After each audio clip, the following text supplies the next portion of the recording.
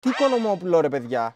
Πάμε ένα reworks να βαϊμπάρουμε. Ρε παιδιά, πείνασα. Μήπως να παραγγείλουν καμιά πιτσουλά? Φτιάχνω εγώ. Πω, ναι ρε παιδιά, πίτσα, τέλεια, με λιωμένο τυρί. Ρε παιδιά, και την προηγούμενη φορά πίτσα φάγαμε. Μήπως να παραγγείλουμε από το σεφ να μας φτιάξει κανένα μπεργκεράκι? Ναι ρε Θοδωρή, όλο πίτσες παίρνουμε. Ένα μπεργκεράκι τώρα με ζουμερό μπιφτέκι, ψήνομαι φουλ.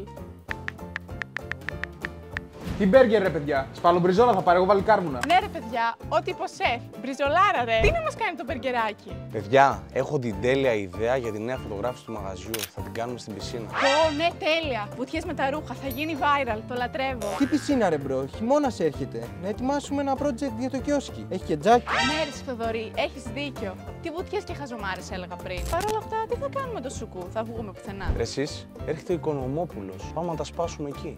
Ωρε, ναι, Οικονομόπουλος, καιρό έχω να πάω. Τι Οικονομόπουλο ρε παιδιά. Πάμε ένα reworks να βαϊμπάρουμε. Έχεις δίκιο, reworks θα πάμε. Ρε Έλληνα, μια μπριζόλα, μια πισίνα, μια Οικονομόπουλο, μια reworks. Τι θες να κάνουμε? Ό,τι θέλετε εσείς ρε παιδιά, εγώ προσαρμόζομαι.